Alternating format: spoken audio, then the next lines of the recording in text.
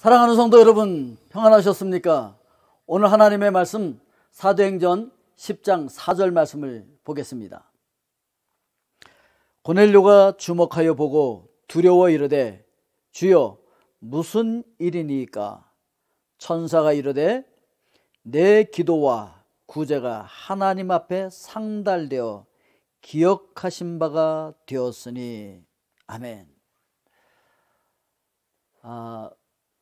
고넬료가 기도하는 중에 환상 중에 하나님의 사자를 만나잖아요. 그래서 지금 기도하는 중에 주의 사자와 대화를 하고 있는 것입니다. 그러니까 하나님께서 성령으로 임재하는 그 임재 속에서 기도하면서 우리가 주님과 대화할 수 있다라고 하는 것을 기억해야 합니다.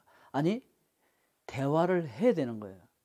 아니, 대화가 바로 기도인 거예요. 그러니까 내 말만 말이라고 막 해대고서 끝나버리는 건 하나님을 향해서 연설하고 끝내는 거거든요. 기도라는 것은 주고받는 거예요.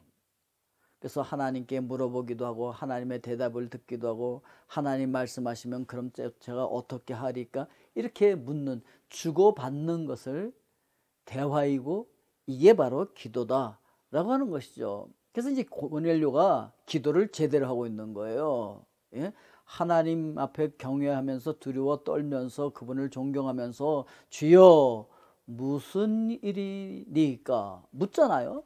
예. 바울도 예수님을 만났을 때 주여 제가 무엇을 하오리까 이렇게 묻잖아요. 예.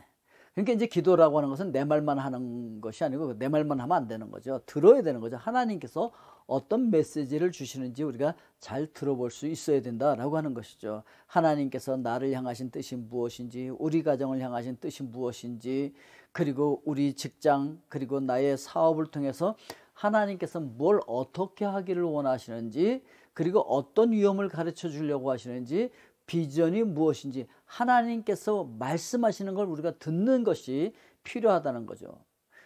그런데 이제 대부분의 사람들이 아니요, 우리 가정에 이게 필요하고 저에겐 이게 필요하고 우리 사업엔 이게 필요하고 내 직장에 이게 필요하고 뭐 그냥 막 필요한 것만 잔뜩 얘기해 놓고 그냥 끝내버리면 진정한 기도라고 할 수가 없다라고 하는 것이죠. 자, 기도라고 하는 것은 우리가 할 때 하나님 앞에 올려지는 것이잖아요. 계시록 8장 3절 4절 말씀에 보면 이런 내용이 있어요. 또 다른 천사가 와서 제단 곁에 서서 금향로를 가지고 많은 향을 받았는데 그 모든 성도들의 기도와 합해서 그 향을 보좌 앞으로, 하나님 앞으로 그것을 그 하나님 앞에 있는 제단에 드리고자 합니다. 이렇게 이야기를 하고 있어요. 그래서 계시록 8장 4절에 보면은 향연이 성도의 기도와 함께 천사의 손으로부터 하나님 앞으로 올라간다 이렇게 얘기하고 있어요. 자, 그러니까 기도가 하나님 앞에 많이 올라가서 쌓여서 그것이 채워짐으로 말미암아 응답되어지는 여러분들의 기도가 될 수 있기를 주의 이름으로 축복드립니다. 아멘. 자, 그리고 생각할 수 있는 것은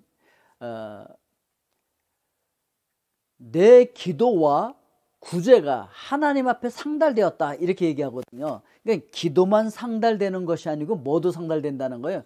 구제가 상달되었다 이렇게 이야기하고 있는 거예요. 자, 구제라고 하는 것은 이 고넬료의 삶이었잖아요. 그래서 나에게 있는 것을 남에게 베풀어서 나눠주는 것, 이건 이제 구제라고 얘기하는데, 아우 고넬료는 좋겠다, 베풀 게 있어서 뭐 이렇게 이제 생각하는 사람들도 있겠지만 사실은 누구나 구제할 수 있는 거예요. 이런 속담 여러분 들어보셨어요? 구제할 것은 없어도 도적이 가져갈 것은 있다. 그러니까 나는 아무것도 없어서 못해. 그런데 도둑이 보면 우리한테서 가져갈 게 많다는 것이죠. 예. 그래서 사실은 구제를 못할 사람은 아무도 없다. 이제 이런 이야기를 하고 있는 것이죠. 성경이 가르쳐주고 있는 이 구제는요, 인도적인 차원보다는 선교적인 의미가 굉장히 크죠. 그래서 이 고넬료는 물질만 나눠준 것이 사실은 아니죠. 물질과 함께 하나님의 사랑을 제공한 것이죠. 오늘 여러분들도 그렇게 하실 수 있길 주 이름으로 축복드립니다. 그냥 물질만 단순히 나눠주는 거, 이거는요 하나님 앞에서 그렇게 의미가 없는 거예요. 물질과 함께 하나님의 사랑을, 하나님의 복음을 우리가 함께 제공해 줄 수 있어야 되는 것이죠. 그리고 이 구제를 하는데 막 떠벌리면서 하지 않았다는 것이죠. 고넬료는 굉장히 은밀하게 구제했어요. 그랬기 때문에 너의 기도도 굉장히 은밀하게 했겠죠. 올라가서. 그리고 너의 구제와 너의 기도와 구제가 하나님께 상달되었다는 건 기도도 은밀하게 했다는 거예요. 구제도 은밀하게 했다는 거예요. 그런데 아무도 몰라도 누가 안다는 거예요? 하나님은 아신다라고 하는 것이죠. 하나님은 알고 계셨어요. 사도행전 20장 35절 말씀에 보면은 이런 말씀이 있어요. 범사에 여러분에게 모범을 보여준 바와 같이 수고하여 약한 사람들을 돕고 또 주 예수께서 친히 말씀하신 바 주는 것이 받는 것보다 복이 있다 하심을 기억하여야 할지니라. 그러니까 우리가 열심히 수고하고 우리 손으로 벌어서 약한 사람들에게 도와줄 것이 있는 사람들, 그래서 받는 자보다 주는 자가 더 복이 있다, 이렇게 예수님 말씀하셨는데, 뭐 받는 것도 귀하지만 주는 것이 더 귀하잖아요. 그래서 여러분 예수님의 이름으로 주실 수 있는 여러분들 되실 수 있길 주 이름으로 축복드립니다. 이것이 더 큰 복이니까. 자, 우리가 기도할 때 어떻게 되어진다 그랬습니까? 하나님의 마음이 움직이고 하나님을 움직일 수 있는 거예요. 구제는요, 하나님과 사람을 감동시키는 거예요. 그래서 하나님께서 받으시는 합당한 삶의 예배가 바로 이러한 것이다 라고 성경 우리에게 가르쳐주고 있는 거예요. 여러분 기억나시죠? 로마서 12장 1절 말씀. 그래서 우리가 하나님께서 기뻐 받으시는 거룩한 산 제물이 되라, 그것이 합당한 예배다 라고 하는 원어적인 의미가 있어요. 오늘 여러분들의 삶이, 여러분들의 기도가, 여러분들의 구제가 하나님께서 기뻐 받으시는 삶의 예배가 되실 수 있기를 주의 이름으로 축복드립니다. 세상 사람들이 몰라줘도 하나님께서 기억하시는 여러분들의 삶이 되실 수 있기를 다시 한번 주님의 이름으로 축복드립니다. 아멘. 기도하겠습니다. 사랑의 아버지 하나님,